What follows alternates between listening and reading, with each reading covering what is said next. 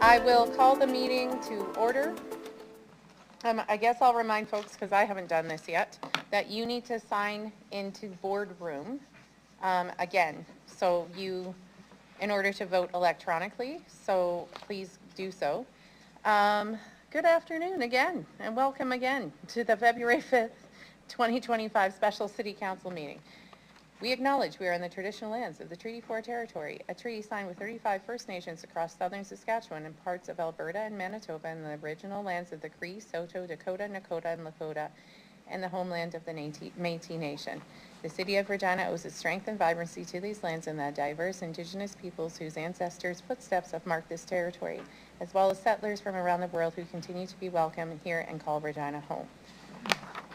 We will now consider our only agenda item, which is CR 25-11, Community and Social Impact. Oh. One moment, please. I skipped ahead. Yeah, I need someone, before we consider anything, to move a motion to approve the agenda at the call of the chair with an adjustment to add the registered list of delegations. So looking for a mover. Councillor Flores.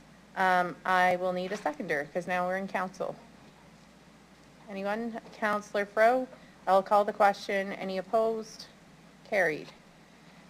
I'd like to call upon delegation D25-11, Rob Nelson from Regina, Saskatchewan, who will come. You can sit wherever you'd like and I'll turn your mic on, whichever chair that is. There we go. But what I'm going to ask is for you to introduce yourself for the record, the organization you're representing, if any, and what city or town you reside in. You will have 5 minutes to address City Council, after which you will have the opportunity to respond to any questions that members of Council may have for you. Please go ahead. Through the chair, thank you. My name is Rob Nelson. I'm a citizen of Regina, and I'm just here representing myself. I'd like to suggest some form of committee to advise and recommend actions to advance the community social and well-being plan. I think from what I've read that the CSR was to do some of that, but a key piece I see missing is reporting on the plan's progress. And I will admit that I don't have a lot of background on the plan itself or the CSIR. This kind of came up rather suddenly. I'd had been looking into the CSIR and had a meeting planned a couple of weeks ago with the chair, the former chair now, to discuss getting on a board of directors, and she was called away to an important meeting, and then I just found out yesterday that you're dissolving the CSIR, so I never did have that conversation to really get into depth as to what that CSIR was all about and how it was benefiting Regina. But I do know from reading the plan that there are objectives and recommendations in the plan towards, let me look through here, strategic approaches, priorities and recommendations related to the 6 priorities. But I don't know where we're at on those, and I haven't seen any reporting on any of those recommendations or what's going on with the plan, how it's progressing in any documentation that I can find on the city's website. We do question spending $1.6 million. I did follow along on the executive committee meeting earlier online here. So there was some questions on spending $1.6 million. But I don't think there's a lot of us have a common understanding of the value of that spending and what we may get with that. And without that reporting or understanding where the plan is, what it's delivering, we'll get questions continuously about are we spending the money the right way. The plan has documented strategic approaches, including, in quotes, updates related to its challenges and successes are key for sustained commitments, unquote. Another statement, in quotes, grassroots and community level involvement is critical for its success. All system sectors must commit to engaging the community in the development and implementation of solutions, unquote. So my concern here is to have some sort of community involvement continuing on with the plan and outside of just administration managing this business. Now, my background is in project management. I had the latter part of my career in that. I've taught project management at the University of Regina. many years consulting in Regina here, and including in the project management practices, what we call stakeholder management and communication management. And it's really, when you initiate a project, is finding out who the stakeholders are and finding out what their stake is and reporting back to them and making sure that their stake is well managed and they're happy with the progress of the project. And again, I'm hoping that that's what we can, one of the outcomes is you dissolve the CSIR, is you put something back in place of that.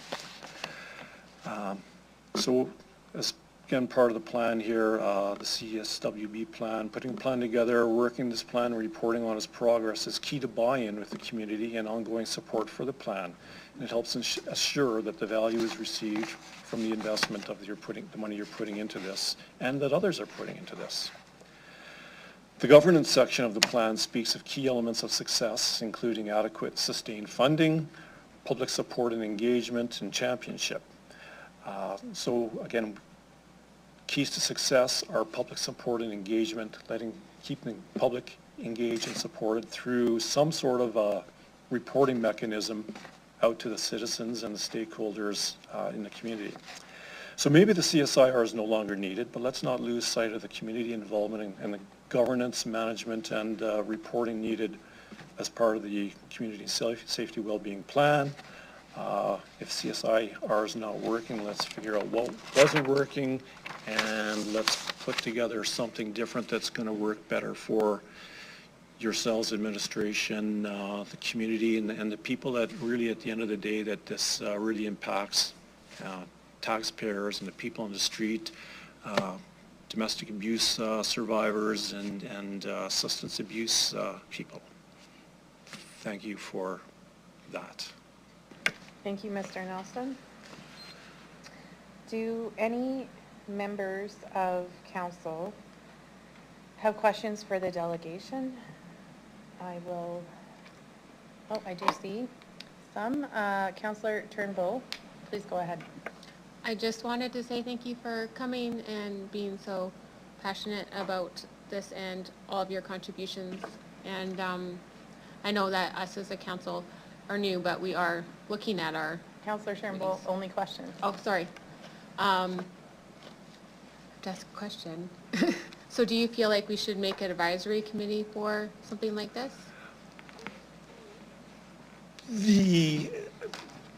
What I was looking at initially is similar to the Regina Police Commission or the Airport Authority. There are committees that advise and make recommendations related to that also.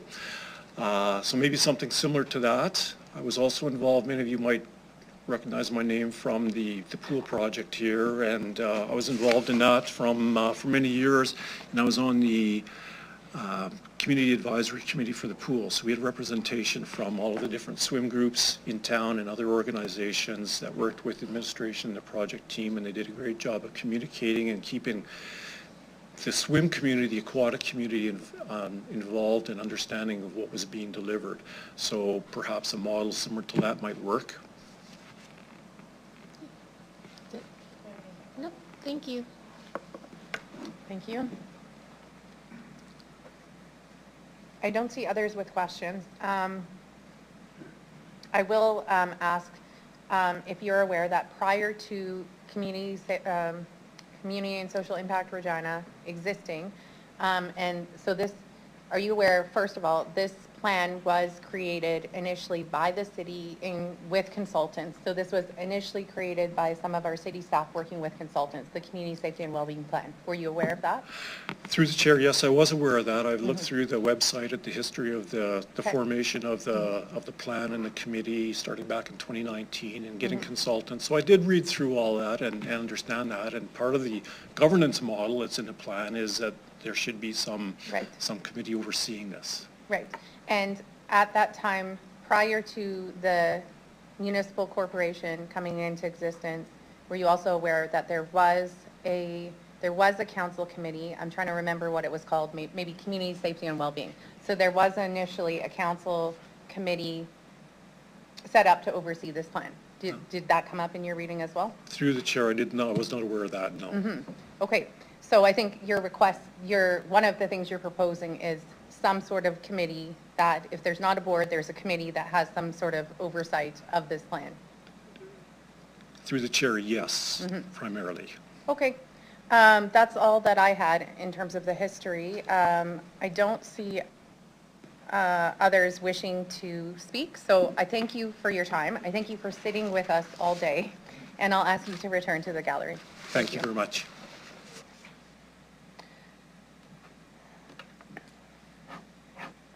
We also have a communication on this item. Can I have a motion to receive and file the communication, which is CP 25-5 from Alicia Johnson from Regina? So I need a motion for that, please. Thank you, Councillor Fro. And I need a seconder. Councillor Flores. Any opposed? Carried. We will now consider item 25-11, Community and Social Impact Regina. I will be introducing the report as Deputy Mayor.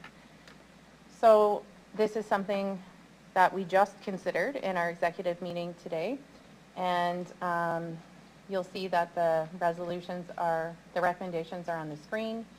Essentially what is being proposed here is to dissolve the entity of Community and Social Impact Regina and carry out the steps required to do so. Now, you'll note that recommendation 5 states that administration should work with CSIR through the dissolution process to limit impacts on the community, report back to City Council in Q3 of 2025 with an update on the dissolution process, the expenditure of the funding and any impacts, and recommendations of how the city can advance the community safety and well-being plan initiatives going forward. So it is part of the plans that the city continues this work. That is the recommendation. And approve the allocated funding for the year of 1.6 million, less any costs related to dissolution and administrative duplications, to be dedicated still to the outcomes in the community safety and well-being strategy for 2025. The reason for this quickened timeline is that there are now only 2 folks remaining on the board of directors, and that's myself and Councillor Flores. So we needed to expedite this decision so that we can get some, we're non-voting members, we need some voting board members, and so that we can proceed with this process should that be council's decision. Now, I do need a mover for the report. Councillor Fro, and a seconder. Councillor Flores. So Councillor Fro, as the mover, do you wish to speak on this report? No. Okay. And if anyone wishes to ask questions or speak on the report, this is your chance. Please indicate so by pressing your buttons. I'm not seeing anyone. And so I will ask Councillor Fro if you wish to close debate. Meaning, do you have anything else to say? No. Okay. I will ask the clerk to start the vote.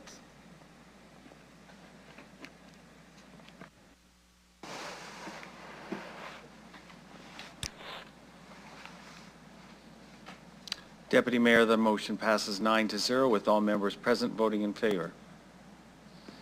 Thank you. As that was our sole agenda item, I am asking for a motion to adjourn the meeting. Councillor Turnbull, I will need a seconder. Councillor Rasovich. I'll call the question. Any opposed? Carried. Thank you, Council, and everyone who is here for all day, and we'll see you next time.